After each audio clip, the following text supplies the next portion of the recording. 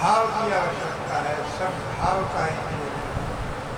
भगवान को किसी वस्तु की आवश्यकता नहीं है, वो अपने में पूरा पूर्ण है और ऐसे पूर्ण है कि उसे जितना भी निकालो कभी कम नहीं होता, उतना का उतना ही नहीं।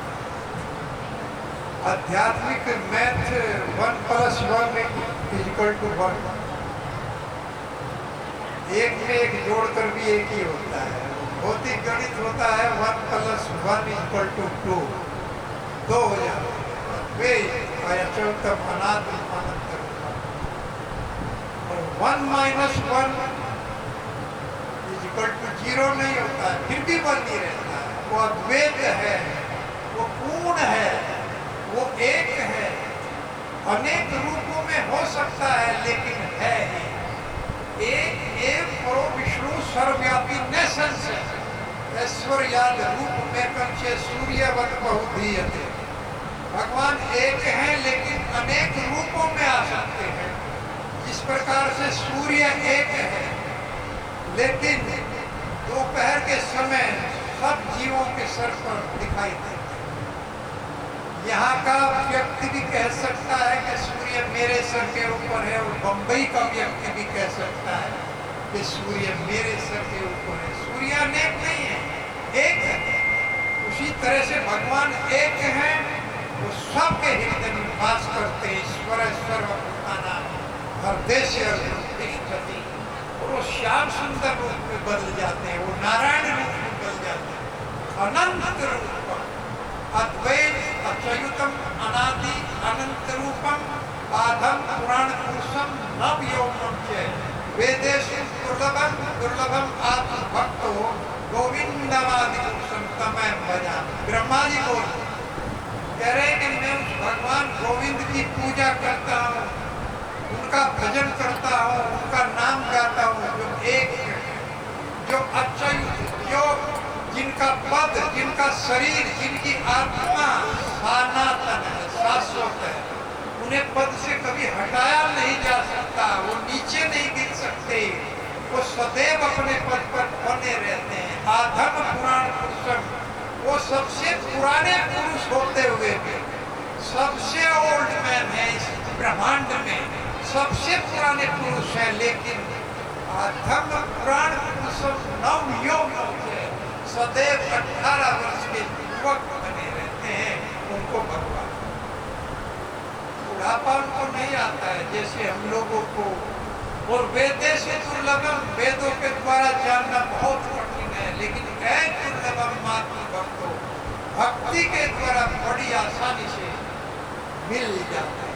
वो भगवान की मैं पूजा करता हूँ, भगवान का नाम गाता हूँ, वास्तव में भगवान बहाना ढूंढते रहते हैं अपने भक्त के पास जाने। जैसे मैं कल भी बताया था कि अजामिल ने अपने पुत्र को पुकारा था, लेकिन भगवान ने कहा है निश्चय में मेरे मानस से मुक्त हरि कीर्तनम, अरे अंत समय में मेरे नाम का इसने कीर्तन किया है, ये मेरा भक्त है। भगवान इस बात को जानते थे, वो बहाना ढूंढते रहते हैं, लेकिन हम लोग उधर चलता ही नहीं। और अंत समय में हमें याद आता है कि ना कोई पत्नी साथ देती है, ना कोई पति साथ देता है, ना कोई मकान, ना कोई संपत्ति, कोई साथ नहीं देता। अकेले जाना, अकेले जाना पड़ेगा। ये दुख दे सकते हैं, साथ जाए तो दुख दे सकते हैं। एक पत्नी अपने प्रेमी के साथ मिलकर पति का वध करा सकती है इस जगत में, ये संभव है। पति अपनी पत्नी के साथ अपनी पत्नी का वध करा देता है।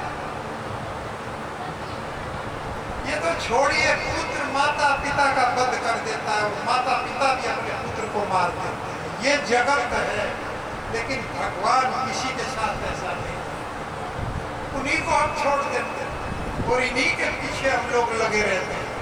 और ये तो जीव है, निर्जीव वस्तु को देखिए। एक कार जिनके लिए हमने मेहनत परिश्रम करके गाड़ी ली, तो एक्सीडेंट में हमारे जान ले सकते, वो भी जान ले सकते। बहुत सुंदर भवन मकान हमने बनाया, भूकंप में वो हमारी जान ले सकते। कोई भी वस्तु ऐसी नहीं है जो साथ देने वाली हो, लेकिन भगवान साथ छोड़ने वाले नहीं। इसलिए हमें उनका भजन करना चाहिए, क्योंकि ये मनुष्य योनि बार बार नहीं मिलती है, बड़ी दुर्लभ है। और यहाँ से वो स्तुति अपनी शुरू कर रहे हैं।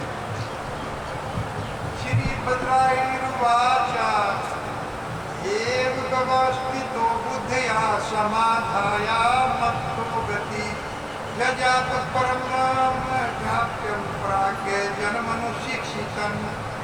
भद्रायुर्वाच है। सुखदेव गोस्वामी ने कहा एवं व्यवस्थितो बुद्धिया, ये कह करके गजेंद्र ने निर्णय लेकर के कि मैं अब श्री भगवान की शरण में जाऊंगा, वही मेरी रक्षा कर सकते हैं और मुझे कोई बचा नहीं सकता। तो उन्होंने अपनी बुद्धि के द्वारा मन को कंट्रोल कर दिया। स्थाप्य मनुष्य भजस्व, मन को स्थिर करके भगवान में पूरी तरह से लगा दिया, अपनी बुद्धि को भगवान में लगा दिया। कैसे बुद्धि प्राप्त होती है? हम लोग भी कहते हैं ये काम कर लिया, पर हम लोग हरे कृष्णा